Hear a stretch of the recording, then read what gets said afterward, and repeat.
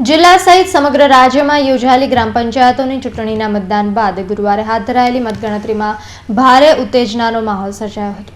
જાણે આ ચૂંટણી ગામની નહીં પરંતુ વિધાનસભાની હોય તેવો માહોલ જોવા મળ્યો હતો। સુરત જિલ્લાના તમામ તાલુકાઓની ગ્રામ પંચાયતોના સરપંચ ઉમેદવારોના જેમ જેમ નામ જાહેર થતા ગયા તેમ તેમ જશ્નનો માહોલ જોવા મળ્યો હતો। ચૂંટણીના પરિણામો સામે આવતાની સાથે જ રાજકીય પક્ષોએ પોતપોતાના સમર્થક ઉમેદવારોની જીતના દાવા કર્યા હતા। આજે સવારથી જ શહેર સહિત સુરત જિલ્લાના મતગણતરી મથકો પર મતગણતરીનો આરંભ થયો હતો। ચુસ્ત પોલીસ બંદોબસ્ત વચ્ચે અને સુરક્ષા વ્યવસ્થા વચ્ચે સવારથી જ મતગણતરીનો આરંભ થઈ ચૂક્યો છે। સુરત જિલ્લાની જ ખાસ વાત કરીએ તો સુરત જિલ્લાની 528 માંથી 97 ગ્રામ પંચાયત સમરસ રહેવા પામી હતી અને જેથી જિલ્લાની 441 ગ્રામ પંચાયતની ચૂંટણીનું પરિણામ વહેલી સવારથી જ તાલુકા મથકોમાં મતગણતરી સાથે આરંભ થયો હતો। બારડોલીની BABS શાળામાં તાલુકાની 42 પંચાયતોની મતગણતરી હાથ ધરાઈ હતી તો માંડવી તાલુકાની 76 પંચાયતની મતગણતરી હાથ ધરવામાં આવી હતી। તો બીજી તરફ 84 તાલુકામાં 29 ગ્રામ પંચાયત, ઓલપાડમાં 70 ગ્રામ પંચાયત, કામરેજમાં 48 ગ્રામ પંચાયત તેમજ પલસાણામાં 32 ગામ, મહુવામાં 49 અને માંગરોળમાં 53 તેમજ ઉમરપાડામાં 32 ગ્રામ પંચાયતોની ચૂંટણીનું પરિણામ હાલ ગણતરીમાં લેવાઈ રહ્યું છે। આ વખતની ચૂંટણીનું 80% જેટલું સરેરાશ મતદાન એ તોતિંગ મતદાન જેવું રહ્યું હતું અને ઉપરાંત ગત વખતની ચૂંટણીમાં જે રીતે બેઠકો સમરસ થઈ હતી તે સમરસ થવાનું પરિણામ પણ આ વખતે ઓછું રહ્યું હતું અને જેના કારણે ગ્રામ પંચાયતની ચૂંટણીમાં ભારે ખરાખરીનો માહોલ પણ જોવા મળ્યો હતો। આ ચૂંટણીમાં મહિલાઓ દ્વારા ઊંચું મતદાન કરવામાં આવ્યું હતું તેમજ યુવા મતદારોએ પણ બહાર આવીને વોટિંગમાં પોતાનો મહત્વનો ભાગ ભજવ્યો હતો। આગામી થોડા સમયમાં જ વિધાનસભાની ચૂંટણીની ઘોષણા રાજ્ય સરકાર કરે તેવી શક્યતા વચ્ચે ચૂંટણીમાં જે પરિણામ આવશે તે સાચે જ રસપ્રદ બની રહેશે। અત્યાર સુધીમાં ઇતિહાસમાં સ્ત્રીઓએ પુરુષો કરતાં પણ વધારે આ વખતની ચૂંટણીમાં મતદાન કર્યું છે અને આ પ્રથમ વખતની ઘટના બની છે। સુરત જિલ્લાના 9 તાલુકાની ચૂંટણી હેઠળ 433 ગ્રામ પંચાયત માટે થયેલી ચૂંટણી અંતર્ગત ગુરુવારે જિલ્લાના અલગ અલગ 9 સ્થળે મતગણતરી કરવામાં આવી રહી છે। બપોર સુધીમાં તમામ પંચાયતનું પરિણામ જાહેર થઈ શકે છે અને કાયદો વ્યવસ્થાની પરિસ્થિતિ જળવાય તે માટે પણ મતગણતરીના મથકો પર ચુસ્ત પોલીસ બંદોબસ્ત ગોઠવાયો છે। રાજ્ય ચૂંટણી આયોગ દ્વારા ગ્રામ પંચાયતની સામાન્ય ચૂંટણીઓ અંતર્ગત જિલ્લાની 528 ગ્રામ પંચાયતની ચૂંટણી માટે મતદાનની જાહેરાત કરી હતી પરંતુ મતદાન પૂર્વે જ 95 પંચાયતો સમરસ થઈ હતી અને 433 પંચાયતો માટે મંગળવારે મતદાન પ્રક્રિયા હાથ ધરાઈ હતી જે હેઠળ આજે 9 વાગ્યાથી 84 તાલુકા માટે સુરતની SVNIT કોલેજ, ઓલપાડમાં આર્ટ્સ એન્ડ કોમર્સ કોલેજ, કામરેજના ખોલવડની આર્ટ્સ એન્ડ કોમર્સ કોલેજ તેમજ પલસાણાની DB હાઈસ્કૂલ, બારડોલીની DADS હાઈસ્કૂલ, મહુવાની RG Bhakt high school, Mandvi high school તેમજ માંગરોળની SP મદ્રેસા બોયઝ હાઈસ્કૂલ અને ઉમરપાડામાં વનરાજ હાઈસ્કૂલમાં મતગણતરી હાથ ધરવામાં આવી રહી છે। મતગણતરી દરમિયાન શાંતિ અને સલામતી જળવાય તે માટેની તમામ વ્યવસ્થા ગોઠવવામાં આવી છે। તો ઉપરાંત તાપી જિલ્લાની વાત કરીએ તો તાપી જિલ્લામાં પણ સવારથી જ મતગણતરીનો આરંભ થઈ રહ્યો છે। ચુસ્ત વ્યવસ્થા વચ્ચે આદિવાસી વિસ્તાર જે ખાસ ગણવામાં આવે છે તેના પરિણામો પર પણ રાજકીય પક્ષોની ખાસ નજર રહી છે। યુવાઓ અને ખાસ કરીને મહિલાઓ દ્વારા ઊંચા મતદાનની જે ટકાવારી બહાર રહી છે તે સાચે જ એક નોંધનીય બાબત રહી છે। આગામી વિધાનસભાની ચૂંટણી માટેનો જાણે આ એસિડ ટેસ્ટ રાજકીય વિતર્કો જણાવી રહ્યા છે। ત્યારે હવે જાણીએ તાપી જિલ્લામાં અમારા સંવાદદાતા ધવલ દરબાર શું જણાવી રહ્યા છે વિગતો વચ્ચે। જે આપણે જણાવ્યું હતું કે તાપી જિલ્લાની 292 ગ્રામ પંચાયતમાંથી હાલમાં આપને જણાવ્યું મતગણતરી ચાલી રહી છે અને ચુસ્ત પોલીસ બંદોબસ્ત વચ્ચે મતગણતરી ચાલી રહી છે અને વાલોડમાં હાલમાં 0 આવી રહ્યું છે। ડોલવણની વાત કરીએ તો 2 ગ્રામ પંચાયતનું આવી ગયું છે અને ઉચ્છલમાં 1 આવી ગયું છે તેમજ નિઝરની વાત કરીએ તો નિઝરમાં 2 હાલમાં પરિણામ આવી ચૂક્યા છે। હાલમાં ચુસ્ત પોલીસ બંદોબસ્તની વચ્ચે ગ્રામ પંચાયતી ઇલેક્શનનો જે મતગણતરી છે જે ચાલી રહી છે તેમજ આપણે જણાવ્યું તો લોકોની ભારે ભીડ જે મતગણતરીના મથકો છે તેની પર ભારે ભીડ જોવા મળી રહી છે. ધવલ, ખાસ આ વખતના ઇલેક્શનમાં શું મુખ્ય મુદ્દા રહ્યા છે મતગણતરીમાં? આપને જણાવી દઉં છું કે હાલ જે તાપી જિલ્લો એટલે કે અહીં ઉદ્યોગો નથી આવ્યા, જેને લઈને બેરોજગારોનો જે મુખ્ય મુદ્દો છે, બેરોજગારો છે, યુવાનો છે, એ લોકોનો મુદ્દો બહાર આવી રહ્યો છે. જી, મતદાન વખતે લોકો જણાવે નોટબંધીની શું અસર જોવા મળી હતી ચૂંટણીમાં? જી જરૂર, ચોક્કસ આપને જણાવી દઉં છું કે નોટબંધીના હિસાબે ખાસ કરીને અસર જોવા મળી રહી છે. લોકો જે પાર્ટી પક્ષ છે તે લોકોને એ હાલ યુવાનો મતદારો છે તે લોકોને આકર્ષવામાં એ લોકો નોટબંધીના હિસાબે થોડાક પાછળ રહ્યા છે. પરંતુ ખાસ કરીને નોટબંધીનો મુદ્દો હાલ તાપી જિલ્લામાં જે આદિવાસી મતદારો છે તે લોકોને ખાસ જોવા મળી રહ્યો નથી. જી ધવલ, ખાસ જ્યારે વાત આવે છે સરપંચની ચૂંટણીની, ત્યારે સરપંચની ચૂંટણી એક વ્યક્તિગત ધોરણે લડાતી ચૂંટણી છે, પરંતુ આ વખતે એક એવો માહોલ બનાવ્યો હતો કે રાજકીય પક્ષો પણ આ ચૂંટણી જીતવા માટે મથામણમાં રહ્યા હતા. તો શું માહોલ રહ્યો હતો રાજકીય પક્ષો તરફ? જી, આપને જણાવી દઉં છું કે રાજકીય પક્ષો જે પક્ષાપક્ષીનો માહોલ છે આ ખાસ કરીને જોવા નથી મળી રહ્યો, કારણ કે લોકો વિકાસના કામોને માની રહ્યા છે. લોકો ભાજપ અને કોંગ્રેસ તરફ જોઈ નથી રહ્યા. પરંતુ એક મુદ્દો તો છે કે વિકાસની વાત કરી રહ્યા છે લોકો, પરંતુ જે સભ્યો છે એ લોકો તો બહાર આવી રહ્યા છે, પરંતુ સરપંચનો જે છે, જે ચૂંટણી છે તેમાં પક્ષાપક્ષીનો માહોલ આ વખતે રહ્યો નથી. ગત ટર્મમાં જે ભાજપ અને કોંગ્રેસની જે પેનલ નીકળતી હતી, મતલબ જે ચિહ્નો પર ઇલેક્શન લડતા હતા એ લોકોને ખાસ કરીને એ નથી રહ્યું, પરંતુ આ ઉમેદવારોના ચહેરા પર લોકોનો ફોકસ વધારે રહ્યો છે. જી ધન્યવાદ ધવલ. હાલમાં જો મળી રહેલી જાણકારી મુજબ કામરેજના સામપુરાના સરપંચની ચૂંટણીમાં ઉમેદવારો વચ્ચે ટાઈ થઈ હતી. બંનેના ઉમેદવારોનો મત સરખા થતા જ સરપંચની જીત વચ્ચે ટાઈનું સમીકરણ ઊભું થયું હતું. ત્યારે જે સિક્કો ઉછાળીને સરપંચના ઉમેદવારની જાહેર કરવામાં આવી હતી. કામરેજના સામપુરામાં સિક્કો ઉછાળ્યા બાદ મગનભાઈ વિજેતા જાહેર થયા હતા, તો માંડવી નંદપોર ગામમાં ગીતાબેન ચૌધરી વિજેતા થયા હતા. તાપી જિલ્લાની 252 ગ્રામ પંચાયતની મતગણતરી હાલ શરૂ કરવામાં આવી છે. પરિણામ જાણવા ગણતરી મથકે લોકોની ભારે ભીડ પણ જોવા મળી રહી છે. તો બીજી તરફ આપણે વાત કરીએ તો અંકલેશ્વરના હજાત ગામના સરપંચ તરીકે શ્વેતાબેન વસાવા વિજય થયા છે. ભરૂચ કેસરોલમાં ધીરજ પરમારનો વિજય થયો છે. આમોદમાં દાદાપોરમાં રેખાબેન રાઠોડનો વિજય થવા પામ્યો છે. તો બીજી તરફ વાલિયાના કનેરાઓમાં જશુબેન વસાવા મત ગણતરી બાદ તેમનું નામ વિજય તરીકે જાહેર કરવામાં આવ્યું છે. આ બાદ વાલિયાના ગાંધુ ગામમાં રમણ વસાવા પણ વિજય થયા છે. દર્શક મિત્રો, અહીં તમને ખાસ જણાવી દઈએ કે બારડોલીમાં મથક પર જે મત ગણતરી હાથમાં ધરવામાં આવી છે તેમાં કેટલીય બેઠકો બિનહરીફ સમરસ બની છે. જ્યારે નાની ભટલાવ ગામમાં રાજુબેન ચૌધરી 329 મતે વિજય થયા છે. જ્યારે ઓલપાડ તાલુકાની વાત કરીએ તો સોંદા મીઠા ગામમાં સરપંચ ઉમેદવાર તરીકે પૃથ્વીરાજ ઠાકોરનો વિજય થયો છે. જ્યારે ઓલપાડના કશાદ ગામમાં સરપંચ ઉમેદવાર તરીકે શાંતિલાલ કથેરિયા વિજયી બન્યા છે. ખોસાડિયામાં પ્રમોદ પટેલ ને સરપંચ તરીકે મતદારોએ ચૂંટી કાઢ્યા છે. તો વિહારમાં વિજેતા સરપંચ ઉમેદવાર તરીકે પ્રશાંત પટેલનું નામ જાહેર કરવામાં આવ્યું છે. તો ઉપરાંત ઓલપાડના ઉમરાછીમાં વિજેતા સરપંચ વિરેન્દ્ર રાય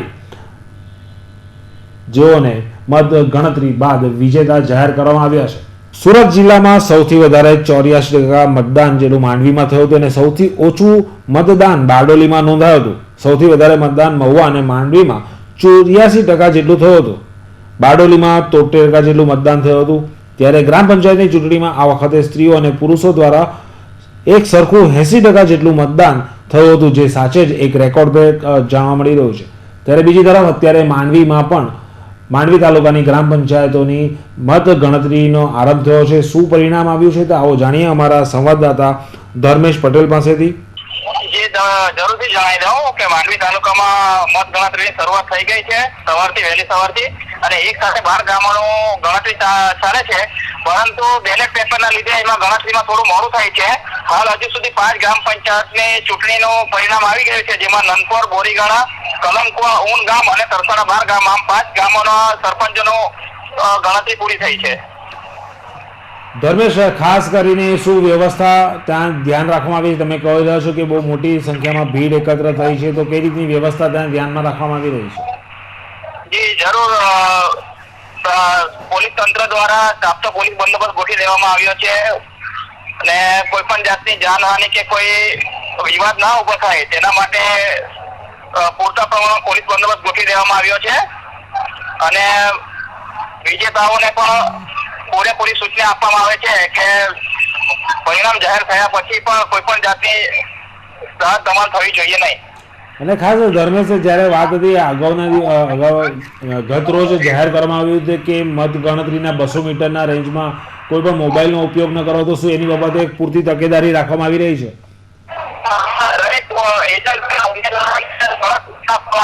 કે તમારા મોબાઈલો, ફોન કે હેન્ડસેટ દરેક વસ્તુ ગેટની બહાર મૂકીને આવવાની સૂચના આપી છે અને તેનો કડક પ્રમાણે પાલન કરવામાં આવે છે. ધર્મેશ, આ વખતની ચૂંટણી તમે કયા મુદ્દા પર જોઈ? લોકોનો મત શું જાણ્યો? શું લોકોએ જણાવ્યું? કયા મુદ્દા પર લોકો આજે મત આપ્યા છે આ ચૂંટણીમાં? જી, આ ગ્રામ પંચાયતનું ઇલેક્શન હોય, કોઈ પાર્ટીનું ઇલેક્શન ન હોવાથી ગામના વિકાસને, ખાસ કરીને મતદારોએ ગામના વિકાસને ધ્યાનમાં રાખીને મતદાન કર્યું છે. અને ધર્મેશ, શું લાગે છે માંડવી તાલુકાના જે વિકાસની વાતો હતી કે જે મોટે ભાગે આદિવાસી જે વિસ્તારો છે તેમાં શું સાચે જ લોકોને વિકાસના ફળ મળ્યા છે કે કેમ? અને શું લોકો હવે પરિવર્તન ઈચ્છી રહ્યા છે કે શું એવા કંઈક તમને શક્યતાઓ દેખાય હોય? માંડવીમાં જોવા જઈએ તો જે અંતરિયાળ વિસ્તારમાં જે ગામમાં આવ્યો છે તેમાં પણ હાલ જોઈએ તેવો હજુ વિકાસ જોવા મળી રહ્યો નથી, પરંતુ મતદારોને હજુ એટલી આશા છે કે આપણે કોઈ નવો ઉમેદવાર લાવીએ અને કોઈ ગામનો વિકાસ કરે એ આશાએ લોકોએ મતદાન કરી રહ્યા છે, મતદાન કર્યું છે. ધર્મેશ, તમે તમારી વાતમાં કીધું કે આ ગ્રામ પંચાયતનું ઇલેક્શન એક વ્યક્તિગત ધોરણે લડાતું હોય છે, પરંતુ સ્વાભાવિકપણે આ વ્યક્તિઓ પાછળ પણ રાજકીય પાર્ટીઓનો સમર્થન અને ટેકો હોય છે, તો રાજકીય પાર્ટીઓ તરફથી શું આ ચૂંટણી પર ખાસ ધ્યાન આપવામાં આવ્યું હતું? જી જરૂર, આમ જોવા જઈએ તો આ કોઈ રાજકીય ઇલેક્શન નથી, પરંતુ હવે ગ્રામ પંચાયત ઇલેક્શનમાં પણ રાજકીય વાતાવરણ જોવા મળી રહ્યું છે. દરેક રાજકીય પક્ષો પોતપોતાના ઉમેદવારો મૂકે છે અને એ રીતનું ઇલેક્શન કરાવે છે. અને એને લઈને શું લોકોમાં શું એ જાતની એક રાજકારણનું એક રાજકીય પરિબળ દેખાયું છે કે લોકો જાણતા હોય કે આ પક્ષનો છે અને તેને મત નહીં આપવો, તેવું વાતાવરણ જોવા દેખાયું હતું કે કેમ? હા, થોડું એવું પણ વાતાવરણ અમુક ગામોમાં જોવા મળી રહ્યું છે કે આ કોઈ રાજકીય પક્ષો છે, તો અમુક પક્ષો જોવા જઈએ તો જે ગામમાં જે રાજકીય પક્ષનો હોલ વધારે રહે છે તે ગામમાં તે ઉમેદવારને મત વધારે મળ્યા છે.